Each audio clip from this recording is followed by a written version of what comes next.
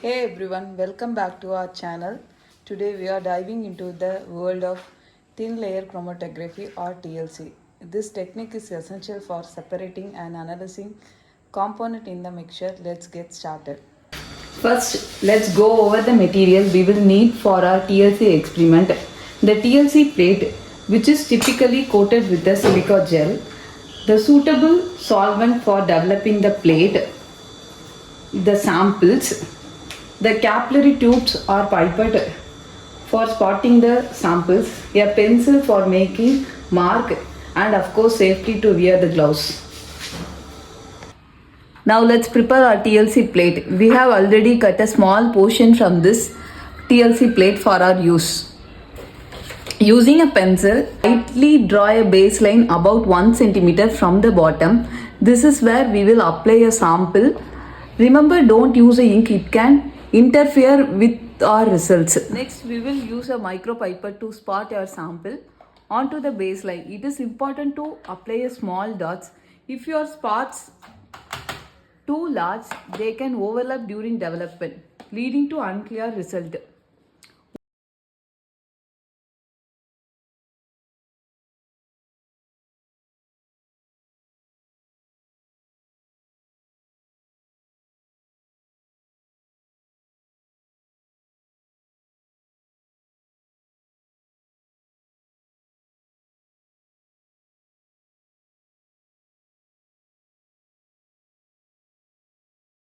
Once we applied a sample, it's time to prepare the developing chamber.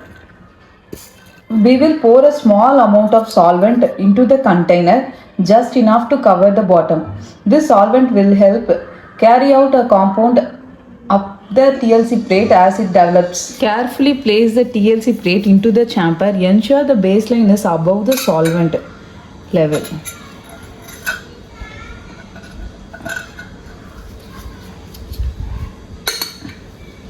We will cover the chamber and let the solvent rise up the plate. This can take anywhere from the few minutes to above an hour, depending on the solvent and the compounds.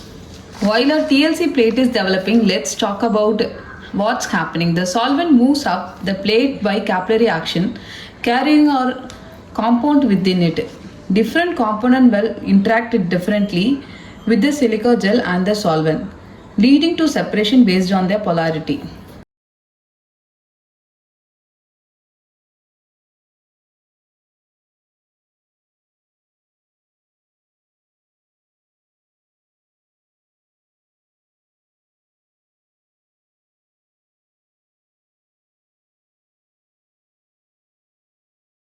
Now our TLC plate has developed.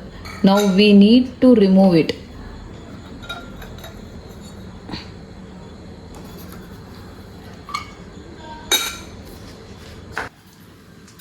Now we will visualize your spots. Depending on the compounds, we might need to use UV light or a staining solution to see them clearly. Let's analyze your result. Each spot representing a different compound. To quantify our result, we will calculate the RF value for each spot.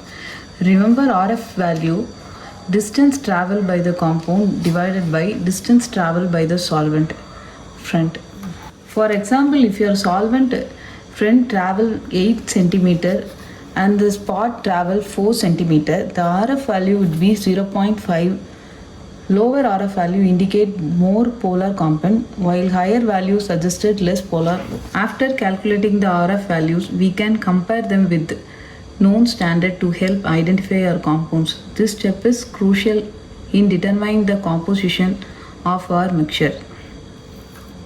Thin layer chromatography is a straightforward and effective way to separating and analyzing a compound. It's widely used in research, quantity control, and even education. In our next video, we will explore more advanced techniques for compound analyzing. Thank you for joining us today. If you found this video helpful, don't forget to give it a thumbs up, subscribe, and hit the notification bell for more biological content. Have any questions or suggestion for this video, drop them in a comment below. Until next time, keep experimenting. Thank you.